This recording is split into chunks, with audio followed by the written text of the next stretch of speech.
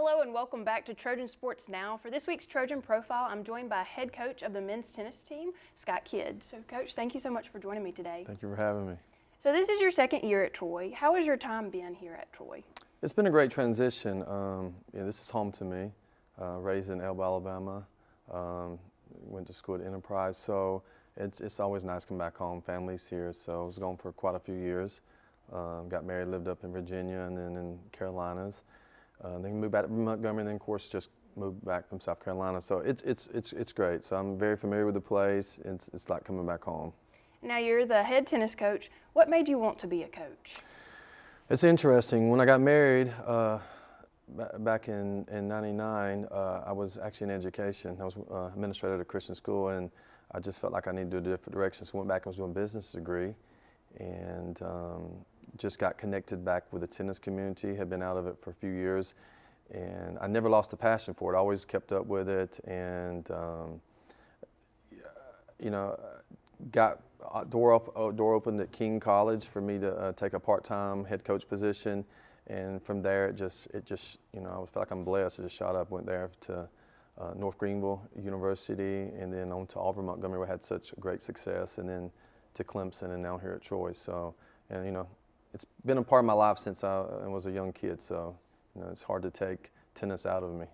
Now you mentioned Clemson. You came from Clemson to Troy. How big a difference was that? I think in a lot of ways, as far as the social life, Clemson area is very family oriented, and I feel that's how it is here in this area.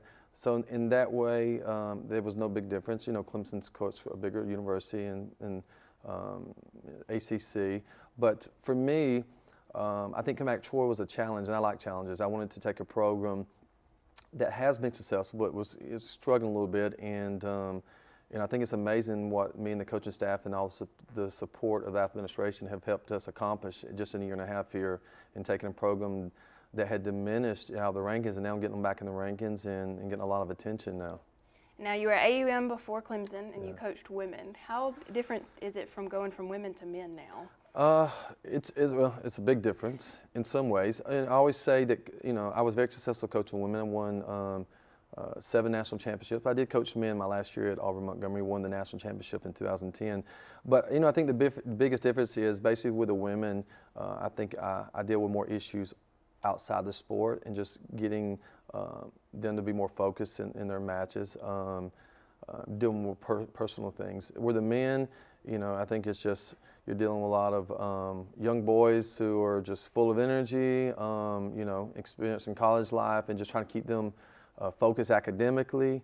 And it's fun. I have 2 boys of my own, so I understand what it takes to get them to be focused and to put priorities first. And so we, as a coaching staff, we really try to work with our academic and our administration to make sure that things for the guys is pretty much put in order for them. I think that with guys, once you do that, they're very structured environment, they're successful. With girls, I never had problems. Girls are very, I think, pretty structured themselves. I found that in my career.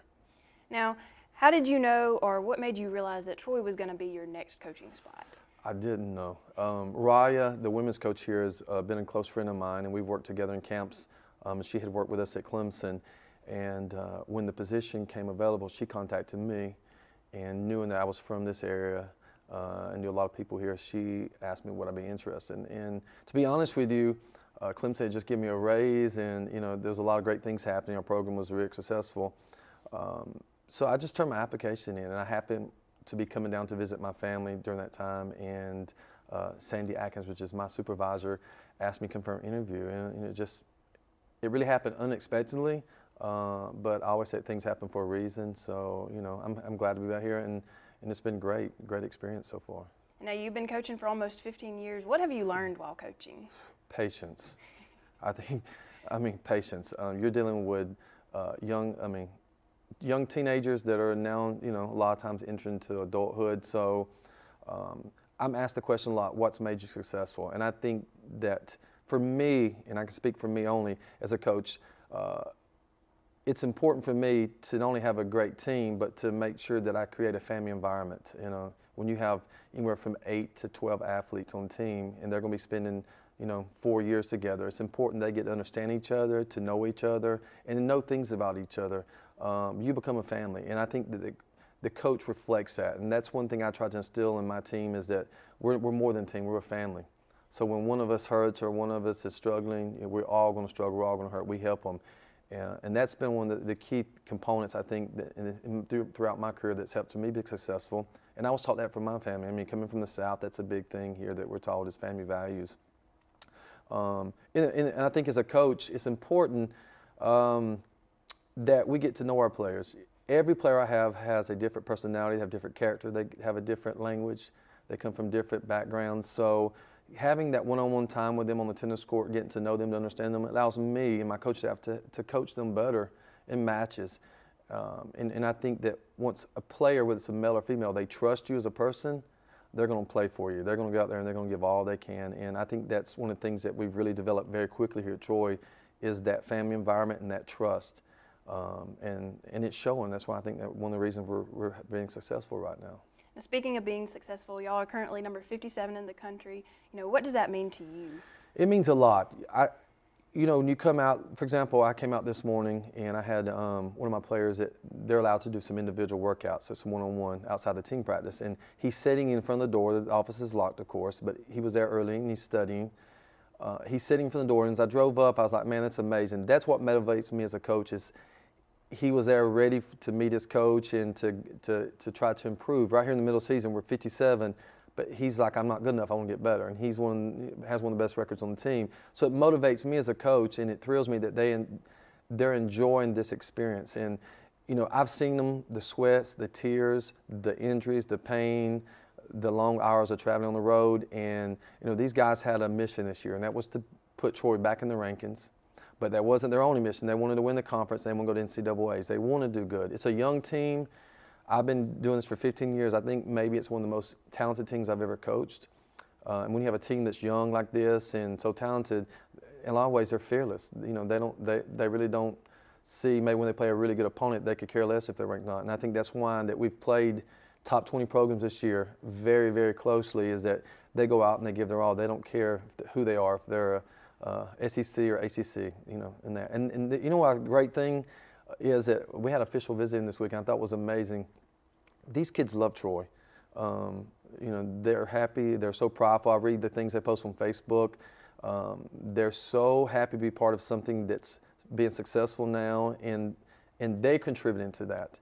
And then their families are you read remarks from the families, and I think it's not just a family here, but it spreads out not only to their families and to our community. So we have such a big support this year. People following us, former alumni tennis players who have sent me messages excited about where the program's going. So, as a coach, I'm extremely excited about that, but I'm also driven that I want to do better because this team is just now basically,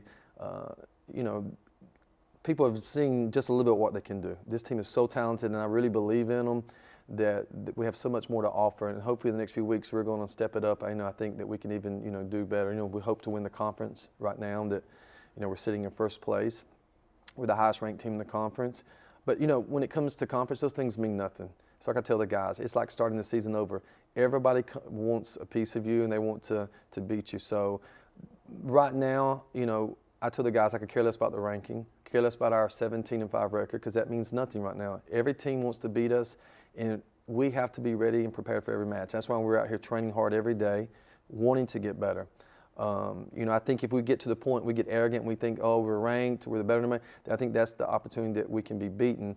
That's why I keep telling the guys, the ranking's nothing. I care less about the ranking. You must improve every week, every day as a team to get ready because as teams under us want to beat us, we want to beat teams ranked ahead of us. So that's really what I'm trying to get them focused on. And individually, I'm also pushing them to get better in their conditioning. It's tough when you travel like we've traveled this year. These kids have to carry a heavy academic load, and I'm pretty tough on them academically. I want a great tennis team, but I want them to show that they're successful in the classroom. That's very important to me as well. Now, y'all are riding a 7-game win streak. How, as a coach, do you help them to not get complacent and, we're winning every time? How do you help them in that? I think I try to get them to focus not on the winning streak, but, again, we get to focus on what's ahead of us. I mean, we don't have an easy schedule of us. This weekend we have University of New Orleans, Appalachian State, which is our last conference match, and South Carolina State. And these teams have all been ranked at some point in the last few years. And again, we have to maintain focus. We have to know when we walk on the court what our strategy, our plan is out there.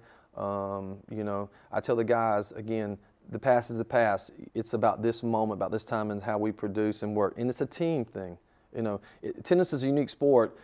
We do play individual matches, doubles matches, and singles matches, and yet a team match. It's probably one of the only sports in NCAA in college that you have 3 rankings. You have a doubles ranking, a singles ranking, and a team ranking. So there's a lot at stake here. We're only trying to win as a team, but some of these kids have amazing singles and doubles records, so we're trying to, again, defend those records. So we're always reminding them of this. You've worked this hard. You cannot allow that to be, you cannot get complacent and then come out here one day and just think, okay, we're going to beat this team. No. We played an NAIA team this weekend in Division II. Columbus State, ranked 6th in the country in NCAA Division II, come out and beat us in the doubles point. And again, that was a wake-up call for us. I think we come out to be honest with you, a little arrogant, thinking maybe that's just a Division II. But I mean, they come out and pretty much spanked us in doubles, and then of course we rebounded, come right back in singles, and took care of business. But it's a lesson learned that doesn't matter what team we're playing. Everybody wants to beat us, and they've got to understand that while we're getting better, other teams are getting better. So it should push us. And then I push each player to push their teammates. As they push them, it encourages me, and then I'm pushing them, challenging them. So again, it's a big unit. It's a lot of management, time spent in the office in preparing for our matches and trying to study our opponents and stuff, looking at their results and stuff. So it's a lot involved in it. A lot of people don't know behind the scenes, preparation right before a match. So again, right now it's a big factor with now the weather change and the heat. We're trying to adapt our kids to adjust more to the heat because we're playing more outdoor. That's a big factor, in being fit. So we've really kind of pumped up our fitness program and doing a lot of running and stuff outside in the heat now to get them ready for the next few weeks. Now, Coach, I have some fun questions kind of to get to know you a little better. So first off, what's your favorite food? I like spicy, so Thai food. Okay, you can't get that a lot around here. No, I travel. Yeah, I have to travel. What's your favorite music? Music. This is probably. I'm raised in the country, but I like hip hop and R&B. That's a surprise. What's your favorite movie? Favorite movie, Star Wars. Okay. The last book you read? I read a newspaper a lot. I love USA Today, but the last book I read was Andre Agassi's book, his biography on Open. And what do you do in your spare time, or do you even have spare time? Everybody knows this, you know me. I shop. It sounds crazy, but yeah, I just like shopping, and the guys, if we're on a trip, if there's an outlet, we're going to stop at an outlet, and that, whether I buy it or not, it just kills time and just occupies my mind, yeah. But other than that, I love spending time with my 2 sons, who are amazing young guys, and family time, when I have free time. Well, Coach, thank you so much for joining me today, and I wish you all the best of luck and hope you all keep rising in those rankings. Thank you. This weekend, play 2 o'clock Friday against Appalachian State here at Troy. Saturday morning, we play at 10 o'clock against University of New Orleans, and then at 2 o'clock Saturday, we play South Carolina State. So come out and support us. Yeah, we hope fans get out there and support y'all. Thank you. Stick around for more Troy athletics. We'll have a preview for what's coming up.